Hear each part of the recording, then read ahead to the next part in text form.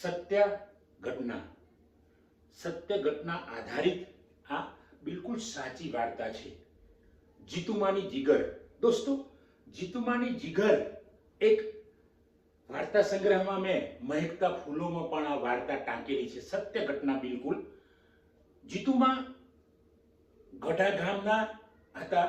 એ કોઈ ખરીદી માટે બાજુના ગામ 4-5 કિલોમીટર દૂર જાગર ગામમાં ગયા. ખરીદી કરતા કરતા થોડું મોડું થઈ ગયું, શિયાળાનો સમય. ત્યાંથી વળતા થયા જાદરથી ત્યાં માનગઢ ગામ આવે. માનગઢ ગામમાં માજીના ઘણા સંબંધીઓ હતા જીતુમાના.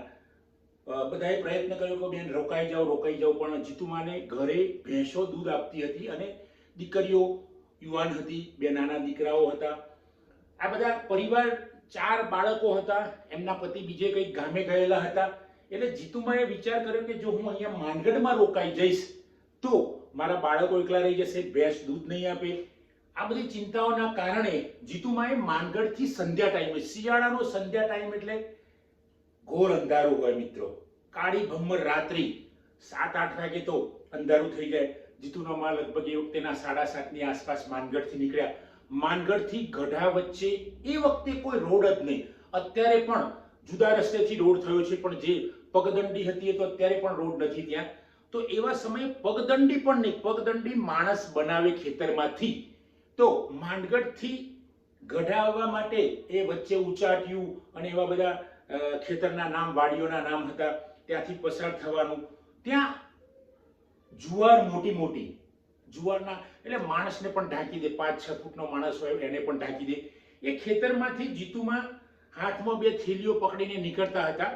એ વખતે લગભગ એમની 60ની આસપાસ ઉંમર હશે.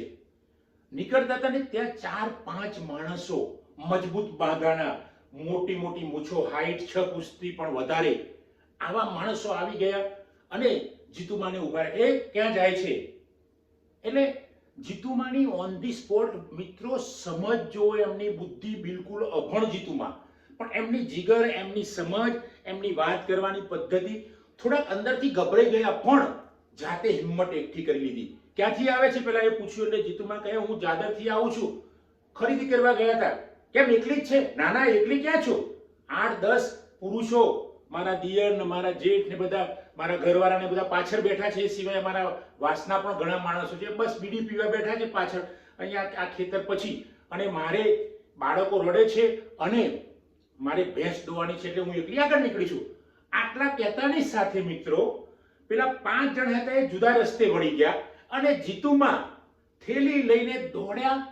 માનગઢના લગભગ નજીકના ખેતરમાંથી દોડ્યા એવો સીધો ગઢાનો વાસનો કૂવો આવી ગયો. એટલે જે કૂવો હોય ત્યાં આવીને થેલી મૂકીને બરાબર હાશકારો મેળ્યો. ત્યાંથી ઘરે આવ્યા. ઘર ખખડાયું મિત્રો. જો જીગર, જીતુમાની જીગરની વાત તો પછી હું આગળ તમને બીજી પણ કરીશ. તો જીતુમા જેવા ઘરે આવ્યા, ઘરની સાંકળ ખખડાઈ, નાથી ખોલ, ખેમી ખોલ. પણ નાથી ખેમીને એમ કે અત્યારે તો માં ના હોય, અત્યારે ક્યાંથી આવી માં? ઘણું અંધારું થઈ ગયેલું, 9-1 વાગે, શિયાળાના 9. એ વખતે લાઈટ નહીં, ફાનસનું ઝાંખું અજવાળું હોય, દીવા પણ હોલવાઈ ગયા હોય. ત્યારે પેલી બંને બહેનો ડરી ગઈ. પછી બાજુમાં જીતુમાએ કીધું હું તારી માં છું. માની નહીં બંને દીકરીઓ. બાજુમાંથી ખીમજીભાઈ કાનડિયા, જે મારા પિતા એ વખતે શિક્ષક હતા, એમને બોલાવી લાવ્યા. બીજા 2-4 માણસોને બોલાવી લાવ્યા. જીતુમાએ પુરાવો આપ્યો કે હું જીતું છું.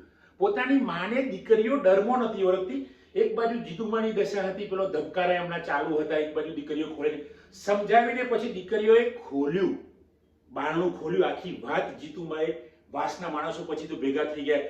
જીતુમાની જીગરને સૌએ દાદ આપી. મિત્રો આ જીતુમાના ઘણા વખતે જોયેલા છે, તો મેં પ્રત્યેક જોયેલા છે કે એમના ઘરે બ્લેક કોબરા આવીને ફીણ માંડીને ઉભો રહી જાય. જીતુમા ખબર નહીં આમ જઈને પગે લાગે, એ નાગ દેવતા અહીંયાથી તમે જતા રહો. એક જ સેકન્ડમાં નાગ વળીને જતો હતો મિત્રો. એ મેં પ્રત્યેક જોયેલું. આ જીતુમાની જીગરની વાત પછી તો જીતુમાએ આખી કહાની કીધી બધાને, સત્ય ઘટના બિલકુલ. અને સવારે મારા ફાધર શિક્ષક હતા, એ સ્કૂલમાં જીતુમાને બોલાવ્યા અને જીતુમાએ એમની ભાષામાં આખી વાર્તાઓ કહી. આ વાર્તા પૂરી કરી અને ત્યાં બાળકોએ એટલી બધી તાળીઓ પાડી અને એ બાળકોને એટલી બધી પ્રેરણા મળી. દીકરીઓને પણ ખૂબ પ્રેરણા મળી. એ દીકરીઓમાંથી તો ઘણી દીકરીઓ આજે અમારા ગામની ખૂબ આગળ છે. મિત્રો હું પણ એમાંથી પ્રેરણા મેળવનાર એક છું, જીતીમાની જીગરમાંથી.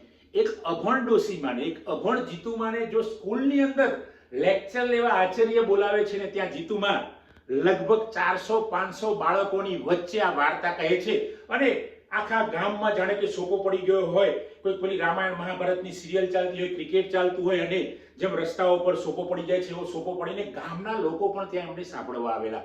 તો મિત્રો આ છે જીતુમાની વાત. આ વાત મેં તમને સત્ય ઘટના આધારિત એટલે કહી છે કે આજના દીકરાઓ દીકરીઓ ખૂબ આગળ છે, પણ ઘણીવાર ડર ઘૂસી જાય છે આપણા મનમાં, કંઈક ભય હોય છે. પણ આ જીતુમાની વાર્તાને જોઈને સમજ, એમની હોશિયારી, એમની કુનેહ, મિત્રો એ તો ભણ્યા નહોતા પણ એ પ્રેમના પાઠ પણ ભણ્યા હતા, પ્રેમ પણ એટલો સૌને કરતા હતા. તો આ જીતુમાની વાત યાદ રાખીને આપણે સૌ પણ ક્યાંય ફસાયા હોય તો ઓન ધી સ્પોટ કેવી રીતે વાત કરવી મિત્રો, એ ખાસ ધ્યાન આપવું. અને આ સત્ય ઘટના આધારિત છે અને એના પુરાવા પણ મારી પાસે છે મિત્રો. તો આપ સૌને હું વિનંતી કરું છું કે આપ સૌ આ વાર્તા સાંભળો અને એમાંથી કંઈક પ્રેરણા મેળવીને આપના જીવનમાં પણ કોઈ ઘટના બને તો એમાં આનો ઉપયોગ કરો. જય હિન્દ દોસ્તો, જય ભારત.